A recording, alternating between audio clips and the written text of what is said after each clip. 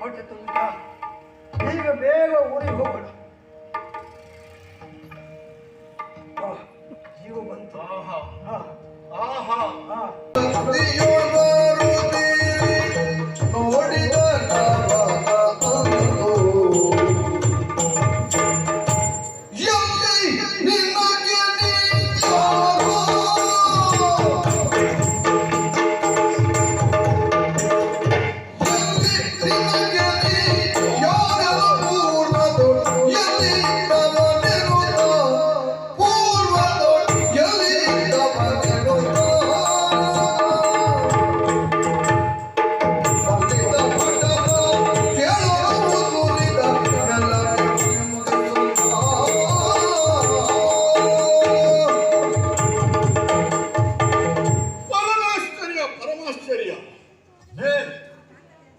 ಏನು ಸಂಬೋಧಿಸುವುದಕ್ಕೆ ಕಾರಣ ಇಷ್ಟೇ. ಅದು ಎಂದು ಕರೆಯಬೇಕೋ, ಅವನು ಎಂದು ಕರೆಯಬೇಕೋ, ಇದು ಎಂದು ಕರೆಯಬೇಕೋ, ಹೇಗೆ ಕರೆದ್ರೂ ತೊಂದರೆ ಇಲ್ಲ. ತೊಂದರೆ ನಿಮಗಿಲ್ಲ, ನಮಗೂ ಆಗಬಾರದಲ್ಲ. ಖಂಡಿತ ಆಗುವ. ಆ ಕಾರಣಕ್ಕಾಗಿ ಹೀಗೆ ಯೋಚಿಸ್ತಾ ಇದ್ದೇನೆ. ಅಲ್ಲ, ನೇರವಾಗಿ ಒಳಗೆ ಬರ್ತಾ ಇದೆಯಲ್ಲ, ಬಾಗಿಲಿನಲ್ಲಿ ಬಾಗಿಲ ಭಟರಿಲ್ವೋ? ಇದ್ದಾರೆ. ಅವರು ನಿನ್ನನ್ನು ತಡೆಯಲಿಲ್ವಾ? ತಡೆಯಲೇ ಇಲ್ಲ. ಯಾಕೆ? ಬಾಗಿಲತ್ತ ಬಂದೆ, ಅಡಿಯಿಂದ ಮುಡಿಯವರೆಗೆ, ಮುಡಿಯಿಂದ ಅಡಿಯವರೆಗೆ ನನ್ನನ್ನು ನೋಡ್ತಾ ನಿಂತರು. ಇವರಲ್ಲಿ ಮಾತಾಡಿ ಪ್ರಯೋಜನ ಇಲ್ಲ, ಹಾಗೆ ಇರಲಿ ಅಂತ ನಾನು ಒಳಗೆ ಬರ್ತಾ ಇದ್ದೆ. ಬಹುಶಃ ಅವರಿಗೂ ಅದೇ ಸಮಸ್ಯೆ ಆಗಿರ್ಬೇಕು. ಇದು ಅವನ ಇವಳ ತಡೆಯಬೇಕು ತಡೆಯಬಾರದು ಯೋಚಿಸ್ತಾ ಇರುವಾಗ ನೀನು ಮುಂದೆ ಬಂದದ್ದು. ನನಗೆ ಎಷ್ಟು ಅನುಕೂಲ ಆಗ್ತಾ ಇದೆ ಹೇಳುವುದೇ ಸಾಧ್ಯ. ಹೌದಾ? ಎಲ್ಲೂ ಅಡೆತಡೆಯೇ ಇಲ್ಲ. ಸರಿ, ನಿನಗೆ ಅನುಕೂಲ ಆದ್ರೆ ನಮಗೆ ಬೇಸರ ಇಲ್ಲ. ಇಲ್ಲಿಗೆ ಹೀಗೆ ನನ್ನ ಎದುರಿಗೆ ಬಂದು ನಿಂತಿಲ್ಲ, ನೇರವಾಗಿ ಸಿಂಹಾಸನದ ಎದುರಿಗೆ. ಹೌದು. ಹೀಗೆ ಬಂದ ಕಾರಣ ನಾನು ಯೋಚಿಸ್ತಾ ಇದ್ದದ್ದು, ಬಹುಶಃ ನಮ್ಮಿಂದ ಏನನ್ನೋ ನಿರೀಕ್ಷಿಸಿರಬೇಕು, ಅಪೇಕ್ಷಿಸಿರಬೇಕು ಎಂದು. ಹೌದು. ಎಲ್ಲಿ ನೀನು ಎಲ್ಲಿಯವ? ಇಲ್ಲಿಯ ತನಕ ಇಂಥದ್ದೊಂದು ರೂಪವನ್ನು ಹೊಂದಿದವ ನಮ್ಮ ದೇಶದಲ್ಲಿದ್ದಾನೆ ಎನ್ನುವ ವರ್ತಮಾನ ನಮಗೆ ಸಿಗಲಿಲ್ಲ. ನಿಮ್ಮ ದೇಶವೇ ಅಲ್ಲ. ಹಾಗಾದ್ರೆ ಎಲ್ಲಿಯವ? ಮುಂದೆ ಎಲ್ಲಿ ಹೋಗಬೇಕಾದವ? ಇಂದು ಇಲ್ಲಿಗೆ ಯಾಕೆ ಬಂದವ? ನಿನ್ನ ಹೆಸರೇನು? ಪೂರ್ವದಲ್ಲಿ ಎಲ್ಲಿದ್ದವ ಹೇಳ್ತೀಯ?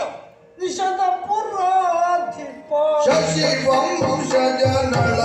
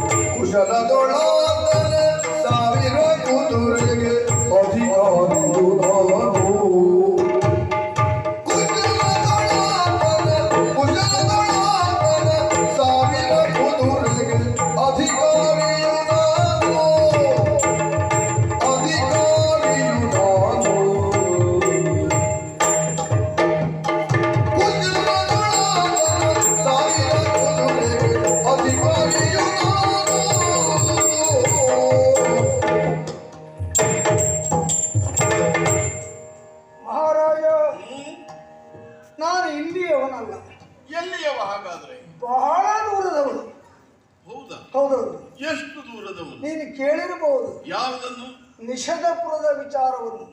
ನಿಷಧಪುರದ ವಿಚಾರ ಕೇಳಿದ್ದೇನೆ, ನೀನು ಎಲ್ಲಿಯವ ಹೇಳು? ನಾನು ಅಲ್ಲಿಯವನೇ.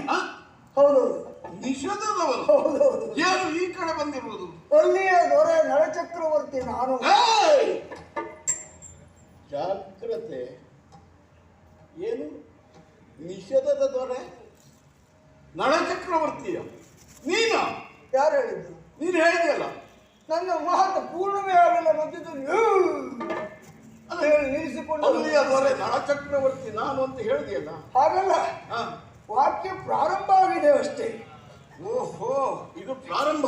ನಿಷಧ ಪುರಾಧಿಪ ಶಶಿವಂಶಜ ನಳ ನಳ ಅಸಮ ಪರಾಕ್ರಮಿ ನಾನು. ಮತ್ತು ಅಸಮ ಪರಾಕ್ರಮಿ ನೀನು? ನಳ ನೀನು? ನಳನು ಅಸಮ ಪರಾಕ್ರಮಿ. ನಳ ಅಸಮ ಪರಾಕ್ರಮಿ. ಪರಾಕ್ರಮಿ ಹಾ. ನಾನು. ಮತ್ತಲ್ಲಿ ನೀನು ಅಂತ ಸೇರಿಸುವುದು ಯಾಕೆ ಅಂತ? ಇದು ಬರೇ ಅಲ್ಪ ವಿರಾಮ ಮಾತ್ರ, ಪೂರ್ಣ ವಿರಾಮ ಆಗಲೇ ಇಲ್ಲ. ಯಾಕೋ ಮಾರಾಯ, ನಿನ್ನ ವಿರಾಮ ಎಲ್ಲರೂ ಬರ್ತದೆ ಅಂತ ಗೊತ್ತಾಗುವುದಿಲ್ಲ. ನೀನು ಆರಾಮದಲ್ಲಿ ಕೇಳಿದ್ರೆ ಅದೆಲ್ಲ ಅರ್ಥ ಆಗ್ತದೆ. ನೀನು ಹಾಗೆ ಹೇಳಿದ್ರೆ ಅರ್ಥ ಆಗ್ತದೆ. ಹೇಳ್ತೇನೆ. ಅಲ್ಲಿಯ ದೊರೆ ಅಸಮ ವಿಕ್ರಮಿಯಾಗಿರುವಂತಹ ನಳಚಕ್ರವರ್ತಿಯಲ್ಲಿ ನಾನು ಆಶ್ರಯವನ್ನು ಪಡೆದುಕೊಂಡು 1000 ಕುದುರೆ ಮೇಲ್ವಿಚಾರಕನಾಗಿದ್ದೆ. ಗೊತ್ತಾಯ್ತು. ಅಲ್ಲಿ ಆಶ್ರಯ ಪಡೆದು ಮೇಲ್ವಿಚಾರಕನಾಗಿದ್ದವ. ಹೌದು.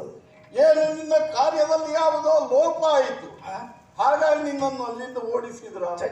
ಹಾಗಲ್ಲ, ನಷ್ಟ ಜಾತಕ ಮಾಡಬೇಡ ಮಹಾರಾಜ. ಅಲ್ಲ, ಇಷ್ಟು ಜಾತಕ ಯಾವುದಂತ ಗೊತ್ತಾಗ್ಬೇಕಲ್ಲ. ಇಲ್ಲದೇ ಇದ್ರೆ ನಾನು ಎಲ್ಲಿಯೇ ಇರಲಿ, ನಾನು ಮಾಡುವ ನನಗೆ ಬಂದ ಕಾರ್ಯವನ್ನು ಶ್ರದ್ಧೆಯಿಂದ ಮಾಡ್ತೇನೆ. ನಳಚಕ್ರವರ್ತಿಯ ಆಶ್ರಯದಲ್ಲಿದ್ದವ ಆ ಸ್ಥಳವನ್ನು ಬಿಡುವುದಕ್ಕೊಂದು ಕಾರಣ ಬೇಕಲ್ಲ? ಬಲವಾದ ಕಾರಣ ಉಂಟು. ಏನದು? ಹೇಗೆ ಹೇಳಿ? ವಿಜಯಭರತಗಳಾಡಿ ಸೋತೋತಗಳ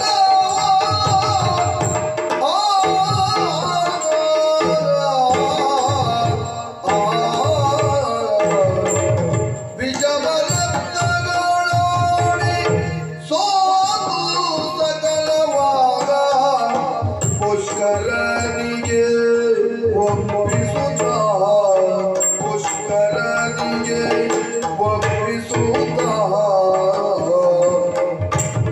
ಎದೆಬಾಗು ಮೀನದೋ ಐದಿನ ನಡವಿಗೆ ಎದೆಬಾಗು ಮೀನದೋ ಐದಿನ ನಡವಿಗೆ ತನ್ನಯ ಸತಿ ಸಂಗೀತ.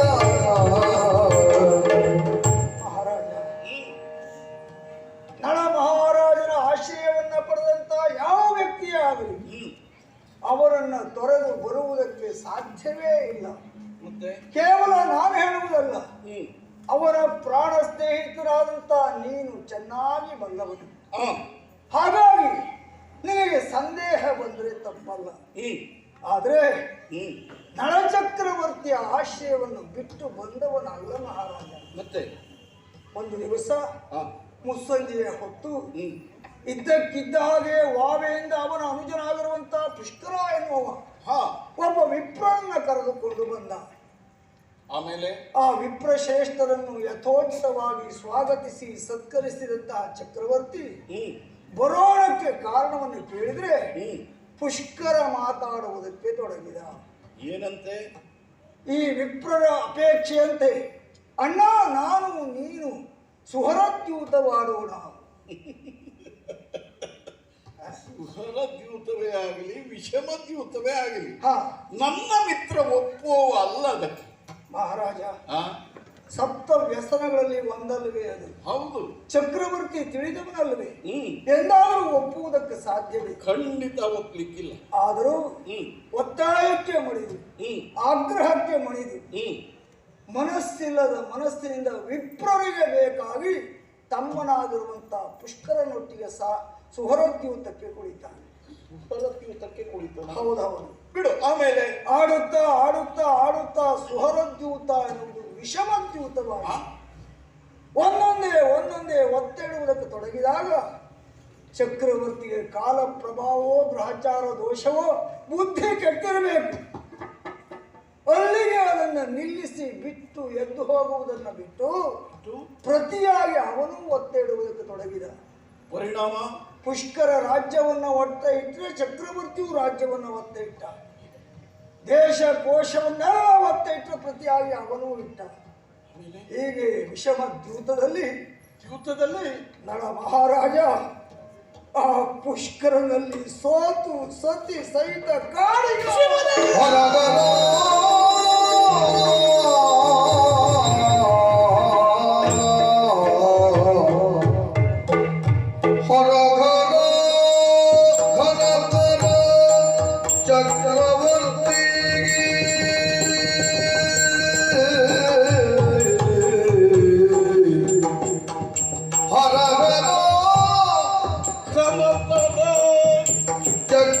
ಚಕ್ರವರ್ತಿಗೆ ವಿಧಿಯ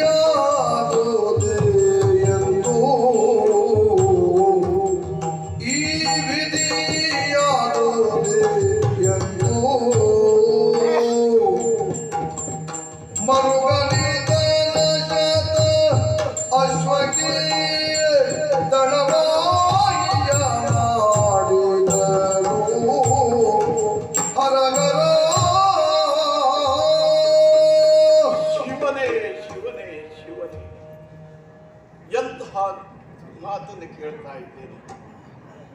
ಧರ್ಮಾತ್ಮನಾಗಿರುವಂತಹ ನಳ ಚಕ್ರವರ್ತಿ ದ್ಯೂತಕ್ಕೆ ಮನ ಮಾಡುವುದು ಒಂದು ಏನು ಕರೆದಿರಬಹುದು ಪುಷ್ಕರ, ಆದ್ರೆ ನನ್ನ ಪ್ರಾಣ ಸ್ನೇಹಿತ, ನನ್ನ ಆಪ್ತ ಮಿತ್ರ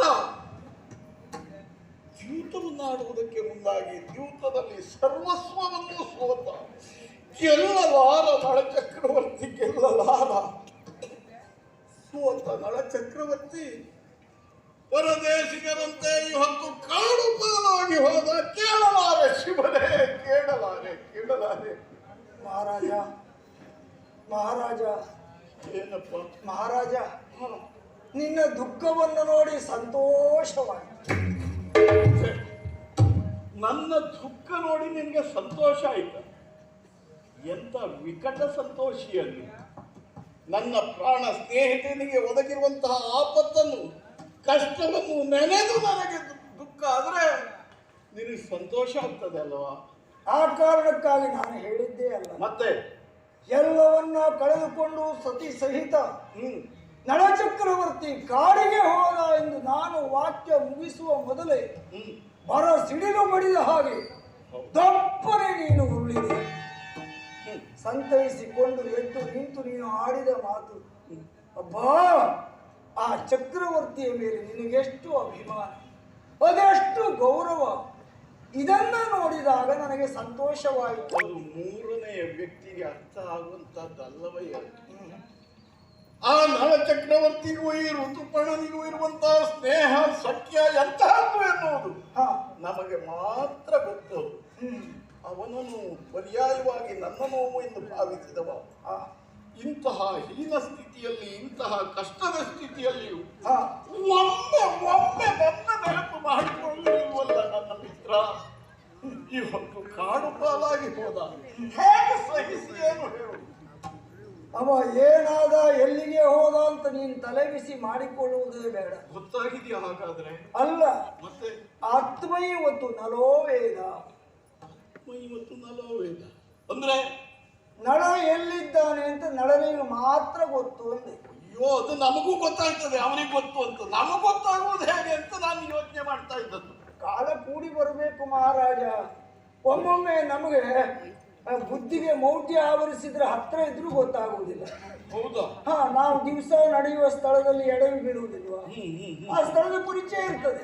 ಯಾವುದಕ್ಕಾದ್ರೂ ಒಂದು ಸಮಯ ಸನ್ನಿವೇಶ ಎನ್ನುವುದು ಬೇಕು ಅಲ್ವಾ? ಕಾಲ ಕೂಡಿ ಬರ್ಲಿ, ನೋಡೋಣ, ನೋಡುವ. ಇಂದಲ್ಲ ನಾಳೆ ನನ್ನ ಕಣ್ಣಿಗೆ ಬಿದ್ದಾನು ಆತ, ನಾನು ಕಾಯ್ತಾ ಇರ್ತೇನೆ. ನಾನು ನಿನ್ನೊಟ್ಟಿಗೆ ಪ್ರಯತ್ನಿಸ್ತೇನೆ. ನೀನು ಹೀಗೆ ಹೇಳಿದ ಈ ಕ್ಷಣದಿಂದ ನನ್ನ ಕಣ್ಣುಗಳು, ನನ್ನ ಮನಸ್ಸುಗಳು ಆ ಚಕ್ರವರ್ತಿಯನ್ನೇ ಹುಡುಕುತ್ತಿರುತ್ತವೆ. ಇದನ್ನ ನೆನಪಿಟ್ಟು. ಸರಿ ಮಹಾರಾಜ, ಸರಿ ಬಿಡು. ಚಕ್ರವರ್ತಿ ಬಿಟ್ಟು ಹೋದ ಮೇಲೆ ನಳ ಚಕ್ರವರ್ತಿಯ ಉತ್ಪನ್ನ ತಿಂದು ಬದುಕಿರುವಂತ ನನಗೆ ದುಷ್ಟನಾಗಿರುವಂತ ಪುಷ್ಕರನಲ್ಲಿ ಆಶ್ರಯವನ್ನ ಹೊಂದಿ ಬದುಕುವುದಕ್ಕೆ ಮನಸ್ಸೇ ಒಪ್ಪಲಿಲ್ಲ.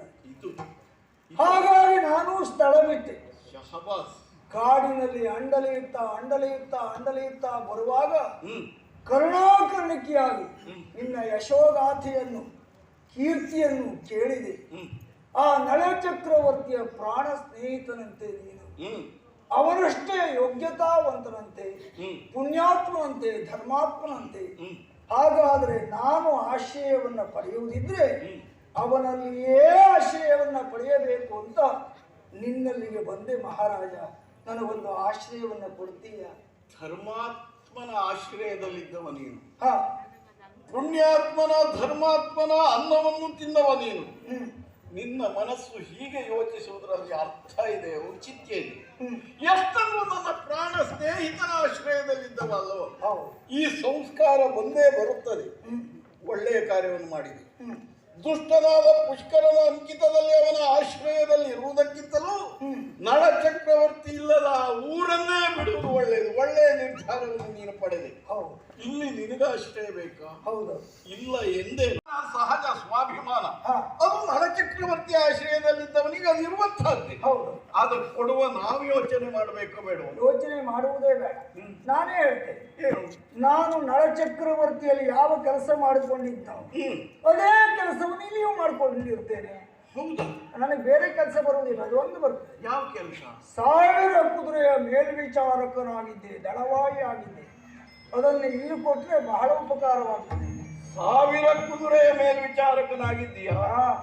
ಸರಿ, ನಿನ್ನ ಸಮಾಧಾನಕ್ಕೆ ನಿನ್ನ ಸಂತೋಷಕ್ಕೆ ನಮಗಗತ್ಯ ಅಂತಲ್ಲ, ಬೇಕಷ್ಟು ಜನ ಇದ್ದಾರೆ ಕೆಲಸದವರು. ನಿನ್ನ ಸಂತೋಷಕ್ಕಾಗಿ ಕೆಲಸ ಕೊಡ್ತೇನೆ. ಆದ್ರೂ ಒಂದಿದೆ, ನಳಚಕ್ರವರ್ತಿಯ ಆಸ್ಥಾನದಲ್ಲಿ 1000 ಕುದುರೆಗೆ ನೇತಾರನಾಗಿದ್ದೆ ಹೌದೌದು ಅಂತ ಹೇಳಿದೆಯಲ್ಲ. ಹೌದೇ ಹೌದು. ಅಲ್ಲಿ ನಿನಗೆ 1000 ಸಿಕ್ಕಿರಬಹುದು, ಇಲ್ಲಿ ನಾನು 1000 ಕೊಡುವುದಿಲ್ಲ, ಕೇವಲ 100 ಕುದುರೆಗೆ ನೇತಾರನಾಗಿರು.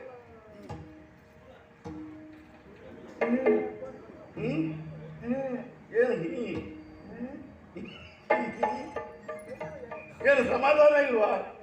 ಹೋದಲ್ಲೆಲ್ಲ 1000ವೇ ಸಿಗ್ತದೆ ಅಂತ ನಿರೀಕ್ಷೆ ಮಾಡಿ ಹೋಗುವುದು ತಪ್ಪು. ಕೊನೆ ಪಕ್ಷ 100 ಆದ್ರೆ 100, 100ನ್ನೇ ಸೇರಿಸ್ತಾ ಹೋಗ್ತೇನೆ, 1000 ಆಗ್ತದೆ. ಇದು ಬುದ್ಧಿವಂತರ ಲಕ್ಷಣ. ನಾನು ಹೇಗೆ ಗೊತ್ತಾ? ಹನಿಗೂಡಿ ಹಳ್ಳ, ತೆನೆಗೂಡಿ ಬಳ್ಳ. ಹೌದು, ನಾನು ಹೇಗೆ ಗೊತ್ತಾ? ಒಪ್ಪದೇ ಇದ್ರೆ ಮಳ್ಳ. ನನ್ನ ಅಭ್ಯಾಸ ಹೇಗೆ ಗೊತ್ತಾ? ಒಮ್ಮೆಗೆ 1000 ಕೊಡುವವ ಅಲ್ಲ, 100 ಕೊಟ್ಟು ನೋಡ್ತೇನೆ. ಕೊಟ್ಟ 100 ನೀವು ಸರಿಯಾಗಿ ದಕ್ಕಿಸಿಕೊಂಡು 1000ಗಿಂತಲೂ ಹೆಚ್ಚು ಕೊಡ್ತೀರಿ, ಅದು ನಿರೀಕ್ಷಿಸಿ. ಬಾ ಈ ಕಡೆ.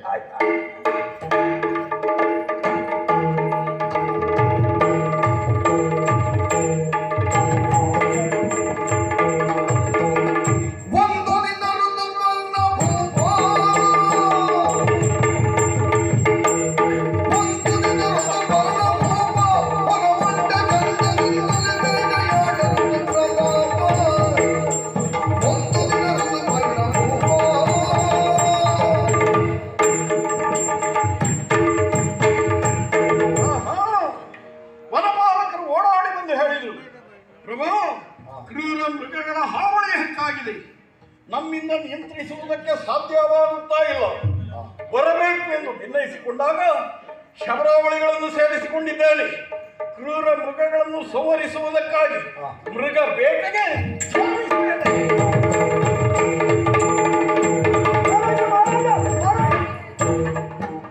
ಏನು ಎಲ್ಲಿ ಹೊರಟಿದ್ದು ಅವಸರದಲ್ಲಿ? ಏನು ಎಲ್ಲಿಗೆ? ನಾನು ಎಲ್ಲಿಗೆ ಹೊರಟೆ ಅನ್ನೋದು ಗೊತ್ತಾಯ್ತಲ್ಲ. ಗೊತ್ತಾಯ್ತು. ಮತ್ತೆ ಹೊರಟವನ ಹತ್ತಿರ ಎಲ್ಲಿ ಹೋಗ್ತೀರಿ ಅಂತ ಕೇಳಿದ್ರೆ ಇದು ಅಪಶಕನ ಆಗುದಿಲ್ವ? ಅದೆಲ್ಲ ಅಪಶಕುನ ಅಲ್ಲ, ಅದ ಅಪಶಕುನ ಎನ್ನುವುದೇ ಅಪಪ್ರಚಾರ ಆಗಿ ಹೋಗಿದೆ. ಹೊರಟವಂತ ಕೇಳ್ಬೋದು. ಅಲ್ಲ, ನಿನಗೆ ಯಾಕೆ ಅಂತ ನಾನು ಕೇಳುದು. ಅದು ಕೇಳುವಂತ ಒಂದು ಕುತೂಹಲ. ಮತ್ತೆ ಎಲ್ಲಿಗೆ ಹೋಗ್ತೇನೋ? ನನ್ನ ಜೊತೆಗೆ ಇದ್ದಾರೆ ನೋಡು ಶಬರಾವಳಿಗಳು. ಶಬರರ ಪಡೆ ಇದೆ, ಕೈಯಲ್ಲಿ ಆಯುಧವನ್ನು ಹಿಡಿದಿದ್ದೇವೆ. ನಾವೆಲ್ಲರೂ ಸೇರಿ ಬೇಟೆಗೆ ಹೊರಟಿದ್ದೇವೆ. ನಾನು ಅದಕ್ಕಾಗಿ ಅಲ್ಲಿಗೆ ಕೇಳಿ ಉಳಿದವರೆಲ್ಲ ಹೇಳಿದ್ರು, ಅವರ ಮಾತನ್ನೆಲ್ಲ ನಾನು ನಂಬಲಿಲ್ಲ. ಮಹಾರಾಜ ಹೇಳಿದ್ರೆ ಮಾತ್ರ ನಂಬ್ತೇನೆ. ಈಗ ಭರವಸೆ ಆಯ್ತು, ಬೇಟೆಗೆ ಹೊರಟಿದ್ದೆ. ಸರಿಯುವುದಲ್ಲ, ನಾನು ನೀನೊಟ್ಟಿಗೆ ಬರ್ತೇನೆ. ಎಲ್ಲಿಗೆ? ಬೇಟೆಗೆ. ಯಾರು? ನಾನು. ನೀನು? ಒಟ್ಟಾರೆ ಉಪದ್ರ ಕೊಡಬೇಕು ಅಂತ ಆಲೋಚನೆ ಮಾಡಿ ಹಾಗೆ ಹೋಗಿದೆ ನಿಮಗೆ. ಅದೇ ಉಪದ್ರ ಅಲ್ಲದೆ ನಾನು ಬೇಟೆಗೆ ಹೊರಟಿದ್ದೇನೆ, ನಾನು ನಿಮ್ಮೊಟ್ಟಿಗೆ ಬರ್ತೇನೆ. ಹೌದು. ನಾನೇನು ಜಾತ್ರೆಗೆ ಹೊರಟಿದ್ದು ಅಂತ ಮಾಡಿದ್ದೀನಿ? ಜಾತ್ರೆ ಹೊರಟು ನಾನು ಬರುವುದೇ ಇಲ್ವಾ? ಮತ್ತೆ ಎಂತದ್ದು ಇದು? ಬೇಟೆ ಅಂದ್ರೆ ಸಾಮಾನ್ಯವಾದ ಕ್ರೂರ ಮೃಗಗಳಿರುತ್ತವೆ ವನದಲ್ಲಿ. ಹೌದು. ಜೊತೆಗೆ ದುರ್ಗಮವಾಗಿರುವಂತಹ ಮಾರ್ಗ. ಹೌದು. ಮಾರ್ಗ ಸರಿ ಇರುವುದಿಲ್ಲ. ಏರು ತಗ್ಗು, ಕಂದಕ ಪರ್ವತ, ಕಲ್ಲು ಮುಳ್ಳು ಅಂತ ಕಠಿಣವಾಗಿರುವಂತಹ ಮಾರ್ಗದಲ್ಲಿ ನಿನ್ನಿಂದ ಓಡಾಡುವುದಕ್ಕೆ ಸಾಧ್ಯ ಆಗ್ತದ? ಸರಿಯಾಗಿ ರಾಜಾಂಗಣದಲ್ಲಿಯೇ ಓಡಾಡ್ಲಿಕ್ಕೆ ಆಗುವುದಿಲ್ಲ, ಸರಿ ಇದ್ದ ಪ್ರದೇಶದಲ್ಲಿಯೇ ಓಡಾಡ್ಲಿಕ್ಕೆ ಆಗುವುದಿಲ್ಲ. ಏರು ತಗ್ಗು ಇದ್ದ ಪ್ರದೇಶದಲ್ಲಿ ಓಡಾಡ್ಲಿಕ್ಕೆ ಆಗ್ತದ ನಿನ್ನಿಂದ? ನನಗೆ ಸರಿ ಸ್ಥಳದಲ್ಲಿಯೇ ನಡೆಯುವುದು ಕಷ್ಟ ಆಗುತ್ತೆ. ಏರುಪೇರಿನ ಸ್ಥಳದಲ್ಲಿಯೇ ನಡೆಯುವುದು ಬಹಳ ಸುಲಭ. ಹೇಗೆ ಅದು? ನನ್ನ ಕಾಲಿನ ಏರುಪೇರಿಗೂ ಕಾಡಿನಲ್ಲಿರುವಂತಹ ಏರುಪೇರಿಗೂ ಒಂದು ರೀತಿ ಹೊಂದಾಣಿಕೆ ಆಗಿ ಹೋಗ್ತದೆ. ಅಲ್ಲಿ ಎತ್ತರ ಇರುವ ಸ್ಥಳದಲ್ಲಿ ನಾನು ಬಿದ್ದ ಕಾಲಲ್ಲಿ ಇಡ್ತೇನೆ, ಹೊಂಡದ ಸ್ಥಳದಲ್ಲಿ ನನ್ನ ಉದ್ದ ಕಾಲಲ್ಲಿ ಇಟ್ಬಿಡ್ತೇನೆ. ಒಟ್ಟು ಕೊಂಡದಲ್ಲಿ ಒಂದು ಕಾಲು, ಕುಳಿಯಲ್ಲಿ ಒಂದು ಕಾಲು ಅಲ್ವಾ? ಅದಲ್ಲ ಎರಡು ಕಾಲು ಕೊಂಡ ಕುಳಿ. ಇಲ್ಲ, ಒಂದು ಕಾಲು ಮಾತ್ರ. ಒಂದು ಕಾಲು ಎತ್ತರದಲ್ಲಿ, ಉದ್ದ ಇದ್ದ ಕಾಲು ಕೊಂಡದ ಕುಳಿ. ಒಟ್ಟಾರೆ ನೀನು ತೀರ್ಮಾನ ಮಾಡಿ ಆಗಿದೆ ಅಂತ ಆಯ್ತು. ಹೌದು. ಅಲ್ಲಿಯೂ ಇರಬೇಕು, ಇಲ್ಲಿಯೂ ಇರಬೇಕು ಅಂತ. ಒಂದೇ ಕಡೆ ಅಲ್ಲ. ಒಂದೇ ಕಡೆ ಅಲ್ಲ. ಹಾಗೆ ಇದ್ದದ್ದು ಒಂದೇ ಕಡೆಗೆ, ಕಾಲ ಒಂದೇ ಕಡೆಗೆ. ಅದನ್ನೇ ಹೇಳಿದ್ದು ನಾವು, ಅದನ್ನೇ ಹೇಳಿದ್ದು. ಒಟ್ಟಾರೆ ನೀನು ಬಂದೇ ಬರ್ತೀಯ. ಹೌದು. ಸರಿ, ನೀನು ನಡೆದಾಡುವವ, ಹಾ. ನೀನು ಸುಧಾರಿಸ್ಕೊಳ್ತೀಯ ಅಂತ ಆದ್ರೆ ನಂದೇನೋ ಅಭ್ಯಂತರ ಇಲ್ಲ. ಆದ್ರೆ ಮತ್ತೊಂದು ಉಂಟು, ಅದು ನಿನ್ನ ಹೆಸರು ಏನಂದ್ರೆ ಬಾವುಕ. ನಡೆದಾಡುವ ನೀನು ಸುಧಾರಿಸಿಕೊಳ್ಳಬಹುದು. ನಾನು ಹೊರಟಿರುವುದು ಯಾಕೆ? ಕ್ರೂರ ಮೃಗಗಳನ್ನು ಸಂಹರಿಸುವುದಕ್ಕೆ, ಹೌದು, ಬೇಟೆಯಾಡುವುದಕ್ಕೆ. ಬೇಟೆಗೆ ಹೊರಟಿರುವಂತಹ ನಾನು, ನನ್ನ ಜೊತೆಯಲ್ಲಿ ನೀನು ಬಂದೆ ಅಂತಾದ್ರೆ ನಾನು ಮುಂದೆ ಬರುತ್ತಿರುವಂತಹ ಕ್ರೂರ ಮೃಗಗಳ ಸಂಹಾರವನ್ನು ಮಾಡಬೇಕು, ಜೊತೆಗಿಂದ ನಿನ್ನನ್ನು ರಕ್ಷಣೆ ಮಾಡಿಕೊಳ್ಬೇಕು. ನನ್ನ ರಕ್ಷಣೆ ಕಷ್ಟ ಆಗುವುದಿಲ್ಲ ನಮಗೆ. ಇಲ್ಲಪ್ಪ, ಯಾಕೆ? ಬಹಳ ಸುಲಭ. ನಾನು ಬಂದ್ರೆ ಬೇಟೆಯಾಡುವುದು. ಬೇಟೆಯಾಡುವುದಕ್ಕೆ ಹೋದಾಗ ಮೃಗಗಳು ದಿಕ್ಕೆಟ್ಟು ಓಡುವುದಕ್ಕೆ ತೊಡಗುತ್ತವೆ. ಸರಿ, ಓಡುವಾಗ ನಾವು ಅವುಗಳನ್ನು ಬೆನ್ನಟ್ಟಿಕೊಂಡು ಹೋಗಬೇಕಾಗ್ತದೆ. ಬೆನ್ನಟ್ಟಿಕೊಂಡು ಹೋಗದೆ ನಿಂತಲ್ಲಿಯೇ ಬೇಟೆಯಾಡುವುದಕ್ಕೆ ನಾನು ಬಂದು ಸುಲಭ ಆಗ್ತದೆ. ನಾನು ಪ್ರವೇಶ ಮಾಡುವುದೇ ತಡ. ಕಾಡಿನಲ್ಲಿರುವಂತಹ ಎಲ್ಲ ಪ್ರಾಣಿಗಳು ನನ್ನನ್ನೇ ನೋಡುವುದಕ್ಕೆ ತೊಡಗುತ್ತವೆ. ಇದು ಯಾವ ಕಾಡಿನಿಂದ ಬಂದ ಪ್ರಾಣಿ ಆಗಿರಬಹುದು. ಹೀಗೆ ಅವು ನನ್ನನ್ನೇ ನೋಡ್ತಾ ನಿಂತಾಗ ನಿಂತ ಪ್ರಾಣಿಯನ್ನು ಏನು ಅಂದ್ರೆ ಬಾಣವನ್ನು ಎಳೆದು ಬಿಡುವಾಗ ಆ ಶಬ್ದ ಬರ್ತದಲ್ಲ, ಅವಾಗ ಬಾಣ ಬಿಟ್ಟುಕೊಳ್ಳುವುದಕ್ಕಾಗ್ತದೆ. ಅಲ್ಲಿರುವಂತಹ ಪ್ರಾಣಿ ಇದೇನು ಅಂತ ನೋಡ್ತಾ ಇರ್ತದೆ. ಆಗ ನಾನು ಅದನ್ನು ಹೊಡೆಯುವುದು ಸುಲಭ ಅಂತ. ಸತ್ಯ ಹೇಳು, ಇದು ಅನುಭವವ? ನಾನು ನಳಚಕ್ರವರ್ತಿ ಒಟ್ಟಿಗೆ ಪ್ರತಿ ಬಾರಿಯೂ ಬೇಟೆಗೆ ಹೋಗ್ತಿದ್ದೆ. ನನ್ನ ಮಿತ್ರ ನಿನ್ನನ್ನು ಕರೆದುಕೊಂಡು ಹೋಗ್ತಾ ಇರುವುದು ಸತ್ಯವೇ? ಹೌದೇ ಹೌದು. ಅಲ್ಲ, ಸತ್ಯ ಹೇಳ್ಬಹುದು ನೀನು. ಯಾಕೆಂದ್ರೆ ನಳಚಕ್ರವರ್ತಿ ಆಶ್ರಯದಲ್ಲಿದ್ದವ, ಸುಳ್ಳು ಹೇಳಲಿಕ್ಕಿಲ್ಲ. ನಾನೇ ಒಮ್ಮೊಮ್ಮೆ ಮನಸ್ಸು ಮಾಡಿದಾಗ ಅವನನ್ನು ಕರ್ಕೊಂಡು ಹೋಗ್ತೀನಿ. ಹೌದಾ? ನನಗೆ ಭೇಟಿ ಆಡಬೇಕು ಅಂತ ಇದ್ದಕ್ಕಿದ್ದಾಗ ಅನಿಸ್ತದೆ. ನಿನಗೂ ಹಾಗೆ ಅನಿಸ್ತದೆ. ಒತ್ತಾಯ ಮಾಡಿ ಅವನನ್ನು ಕರ್ಕೊಂಡು. ಸರಿ ಸರಿ, ಹಾಗಾದ್ರೆ ನಿನ್ನ ಅಪೇಕ್ಷೆಯಂತೆ ನಿನ್ನನ್ನು ಸೇರಿಕೊಂಡು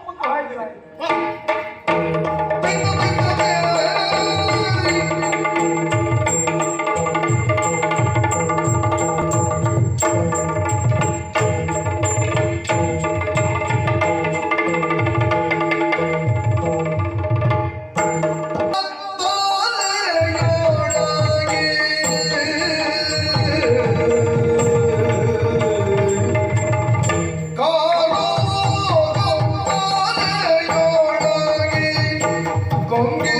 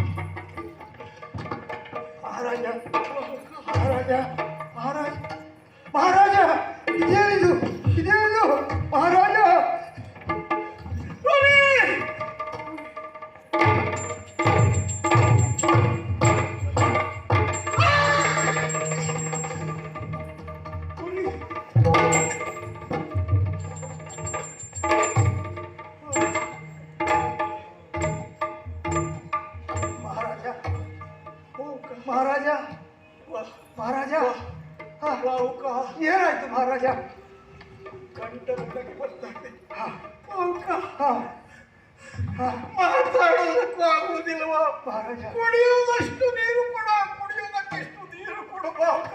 ಅಯ್ಯೋ ಇಲ್ಲಿ ಏನು ನೀರುಂಟಪ್ಪ, ನಾನು ಹೇಗೆ ಹುಡುಕ್ಲಿ? ಏನು ಮಹಾರಾಜ, ನಾನು ಪ್ರಯತ್ನಿಸ್ತೇನೆ.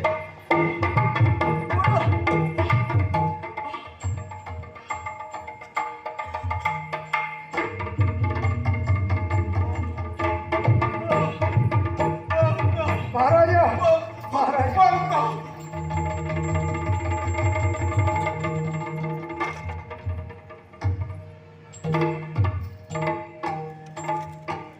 ಮಹಾರಾಜ ಮಹಾರಾಜ ಒಣಗಿರುವ ನನ್ನ ಗಂಟಲು ತಂಪಾಯಿತು ಬಾವುಕ.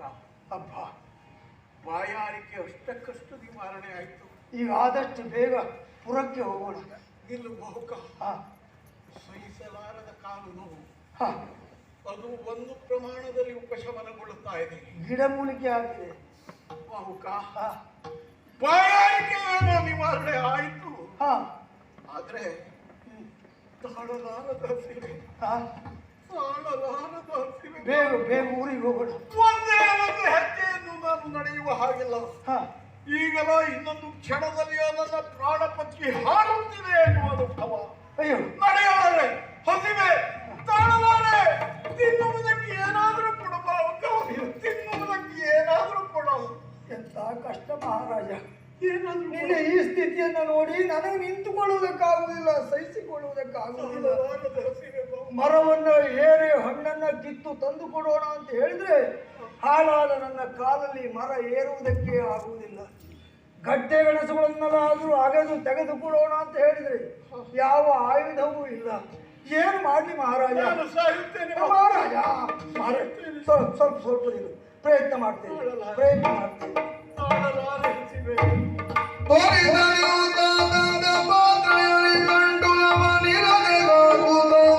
ಪೂರ್ಣ ದೃಷ್ಟಿಯು ತಳವರಿದೆ ಫಲಿತ ಪಾತ್ರಗಳಾದುದು ಫಲಿತ ಪಾತ್ರಗಳಾದುದು ತಾಳಿ ಬರೆಪಿರುದ ಪರ ಭೋಜನವು ಗೈತೆ ತರಣಿ ಬರೆಪಿರುದವರ ಭೋಜನವು ಗೈತೆ. ಹೊಟ್ಟೆ ತುಂಬಿದ, ಈಗ ಬೇಗ ಊರಿಗೆ ಹೋಗೋಣ. ಜೀವ ಬಂತು. ಆಹಾ ಹಾ ಆಹಾ ಹಾ ಹರುಷದ ರುಚಿಕರಿಗೆ ಮೆಚ್ಚಿಯೇ ಹರುಷದ ರುಚಿಕರಿಗೆ ಮೆಚ್ಚಿ ಬಾಹುಗಾಗಿಲ್ದ ಇರುಯನಗೆ ಸೌಖ್ಯದಿಯು ರಚಿಸಿಕೊಂಡಳುಗೆಯನು ವರಬಾಣಸಿಗ ನೀನಾಗಿ ಆ ಆ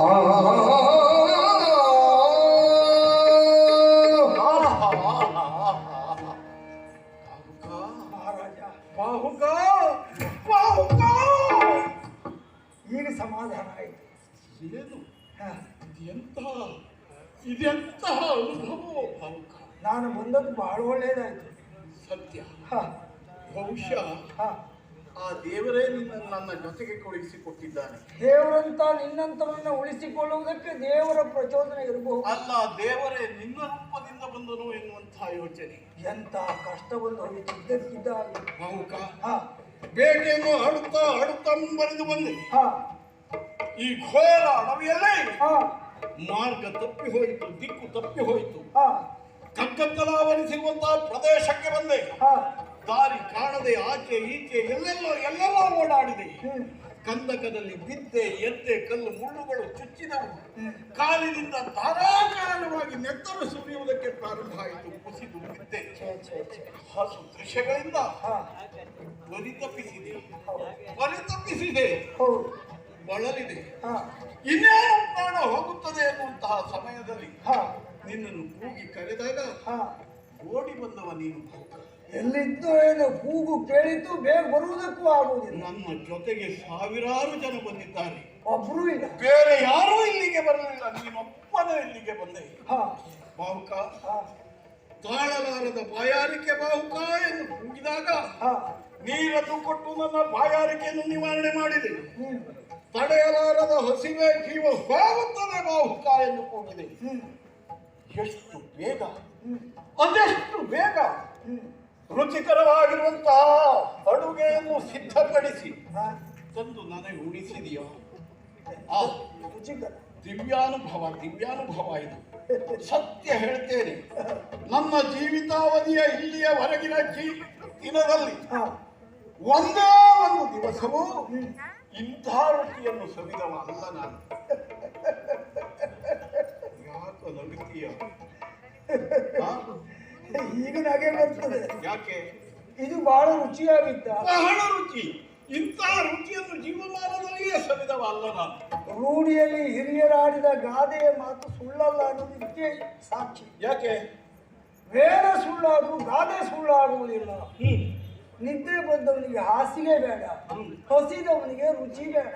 ಯಾಕೆ ಮತ್ತೆ? ಅದಕ್ಕೆ ಈ ಮಾತೇ ಸಾಕ್ಷಿ. ಹಸಿವು ಬಾಯಾರಿಕೆ ಆಗ್ತಾ ಇದೆ, ಅಯ್ಯೋ ಬಾವುಕ ಬಾಯಾರಿಕೆ ನೀಗಿಸು, ಹಸಿವನ್ನು ನೀಗಿಸು ಅಂತ ಹೋಗ್ಬಿಟ್ಟೆ. ಹೌದು, ಹೇಗೋ ಏನೋ ನೀರನ್ನು ತಂದು ಕೊಟ್ಟೆ. ಹಾ, ಹಸಿವೆ ಅಂತ ಹೇಳಿದಾಗ ಬಾಯಾರಿಕೆ ನೀಗಿದಷ್ಟು ಸುಲಭವಾದು. ಆಹಾ, ಅಕ್ಕಿ ಬೇಕು, ನೀರು ಬೇಕು, ಬೆಂಕಿ ಬೇಕು, ಸಾಂಬಾರುಗಳು ಬೇಕು, ಅದನ್ನು ಬೇಯಿಸಬೇಕು, ಹದ ತರಬೇಕು. ಇದೆಲ್ಲ ಕಾಡಲ್ಲಿ ಸಿಗ್ತದ? ಎಲ್ಲಿ ಅಕ್ಕಿ, ಎಲ್ಲಿ ಬೆಂಕಿ, ಎಲ್ಲಿ ನೀರು, ಎಲ್ಲಿ ಸಾಂಬಾರುಗಳು? ಹಾ, ಯೋಚನೆ ಮಾಡಿದೆ. ಹಾ, ನಮಗೆ ಈಗ ರುಚಿ ಮುಖ್ಯ ಅಲ್ಲ, ಹಾ, ಮಹಾರಾಜನ ಪ್ರಾಣವನ್ನು ಉಳಿಸುವುದೇ ಮುಖ್ಯ ಅಂತ ಭಾವಿಸಿ ಹಿಂದೆ ಮುಂದೆ ಮತ್ತೆ ಯೋಚನೆ ಮಾಡದೆ ಕುದುರೆಗೆ ಅಂತ ತಂದ ಬಿದಿರಕ್ಕಿ ಇತ್ತು. ಹಾ. ಅದನ್ನೇ ನಾನು ಬೇಯಿಸಿ ಹೇಗೂ ಕೊಟ್ಟು ಬಿಟ್ಟೆ. ಹೇಗೆ? ಅದೀಗ ರುಚಿ ಆಯಿತು ಅಂತ ನೀನು ಹೊಗಳಿದ್ರೆ ನಗೆ ಬರದೆ ಹೋಗ್ತದ. ನಾನೀಗ ಊಟ ಮಾಡಿರುವುದು ಇದು ಕುದುರೆ ತಿನ್ನುವುದು ಬಿದಿರಕ್ಕಿ. ಹಾ, ಬಿದಿರಕ್ಕಿ. ಎಂತ ಬಾಣಸಿಗನ ನೀನು ಮಹಾರಾಯ. ಹಸಿವೆ ನಿವಾರಣೆ ಆದ್ಮೇಲೆ ಇದನ್ನೆಲ್ಲ ಹೇಳ್ಬಾರ್ದು. ಅಡಿಯ ಹಾ, ಹೇಳಿದ್ದು ಬಹಳ ಒಳ್ಳೆಯದಾಯ್ತು. ಯಾಕೆ? ನಮ್ಮಲ್ಲಿ ಅನೇಕ ಅಡುಗೆ ಭಟ್ರಿದ್ದಾರೆ, ಹಾ, ಎಷ್ಟು ಒಳ್ಳೆ ಅಕ್ಕಿ ತಂದು ಕೊಟ್ಟರು ಸರಿಯನ್ನ ಮಾಡ್ಲಿಕ್ಕೆ ಆಗುವುದಿಲ್ಲ ಅವ್ರ ಹತ್ರ.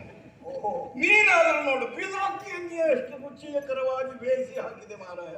ಅಯ್ಯೋ, ನಾನು ರುಚಿ ಮಾಡಿದ್ದಲ್ಲ, ಹಾ. ರುಚಿ ಆಗಿ ಹೋದದ್ದು ಕಾನೂನಿನ ಹಸಿವು. ನಾ ಕುರುಡನ ಪೆಟ್ಟನಾಗ ಆಯ್ತು. ನನಗೆ ಗೊತ್ತಿಲ್ಲ, ಪ್ರತಿನಿತ್ಯ ನನಗೆ ಈ ಊಟ ಬೇಕು, ಈ ರುಚಿ ಬೇಕು. ಹಾ? ನೀನು ಬಿದಿರಕ್ಕಿ ಮಾಡ್ತೀಯ, ಸಣ್ಣಕ್ಕಿ ಮಾಡ್ತೀಯ, ನನಗೆ ಗೊತ್ತಿಲ್ಲ. ಪ್ರತಿ ದಿವಸ ನನಗೆ ಇಂಥದ್ದೇ ರುಚಿ ಬೇಕು. ಅಂದ್ರೆ ಪ್ರತಿ ದಿವಸ ಬಿದಿರಕ್ಕಿನ್ನೇ ಬೇಯಿಸಿ ಹಾಕಬೇಕು. ಹಾ? ಮುಗೀತು, ಎಂತ ಮುಗೀತು? ಕುದುರೆಗಳ ಕಥೆ ಮುಗೀತು. ಯಾಕೆ? ಮನುಷ್ಯನ ಪ್ರಾಣಿಗಳನ್ನು ತಿನ್ನುವುದಕ್ಕೆ ಮುಂದಾದ್ರೆ ಪ್ರಾಣಿಗಳಿಗೆ ಏನು ಗತಿ? ಹಾಗಾಗಿ ಕಾಡಿನಲ್ಲಿರುವಂತಹ ಮಂಗಗಳೆಲ್ಲ ತೋಟಕ್ಕೆ ಬರುವುದು. ಕುದುರೆ ಆಹಾರ ಮನುಷ್ಯರು ತಿನ್ನುವುದಲ್ವ? ಮನುಷ್ಯರು ತಿನ್ನುವ ಆಹಾರವನ್ನೇ ಕುದುರೆಗೆ ಹಾಕೋಣ ಅಂದ್ರೆ ನಾವು ಬೆಳೆಯುವವರ ಸಂಖ್ಯೆ ಹೆಚ್ಚಿಸಿದ್ರಾಯ್ತು. ರೈತರಿಗೆಲ್ಲ ವಿಶೇಷವಾಗಿರುವಂತಹ ಒಂದು ಅವಕಾಶವನ್ನು ಕಲ್ಪಿಸಿ ಕೊಡೋಣ. ಈ ವರ್ಷ ನೀವು ಹೀಗೆ ಮಾಡಿ ನಾವು ಅಷ್ಟು ಅನುದಾನ ಕೊಡ್ತೇವೆ ಅಂತ ಹೇಳ್ತೇನೆ ನಾನು. ಖಂಡಿತ. ಹೌದು, ಸೈನಿಕರಿಗೆ ಮತ್ತು ರೈತರಿಗೆ ಎಷ್ಟು ಸೌಲಭ್ಯ ಸೌಕರ್ಯ ಕೊಟ್ಟರು ಕಡಿಮೆ. ಆದ್ದರಿಂದಲೇ ಹೇಳುವುದು. ಯಾಕೆ ಗೊತ್ತಾ? ಸೈನಿಕ ಸರಿಯಾಗಿ ಇಲ್ಲ ಅಂತಾದ್ರೆ ಅವ ಮಣ್ಣಿಗೆ ಮಣ್ಣಾಗಿ ಹೋಗ್ತಾನೆ. ರೈತ ಸರಿಯಾಗಿ ಬೆಳೆಯನ್ನ ಬೆಳೆಯುವುದಕ್ಕೆ ಅವಕಾಶ ಇಲ್ಲ ಅಂತಾದ್ರೆ ಅವನಿಗೆ ಹೊಟ್ಟೆಗೆ ಅನ್ನ ಇಲ್ಲದೆ ಸಾಯ್ತಾನೆ. ಒಬ್ಬ ರಕ್ಷಣೆಯಲ್ಲಿದೆ ಮಣ್ಣಾಗ್ತಾನೆ, ಮತ್ತೊಬ್ಬ ಅನ್ನ ಇಲ್ಲದೆ ಮಣ್ಣಿಗೆ ಮಣ್ಣಾಗ್ತಾನೆ. ಆದ್ರಿಂದ ಸೈನಿಕರು ಮತ್ತು ರೈತರು ಬಹಳ ಮಹತ್ವ.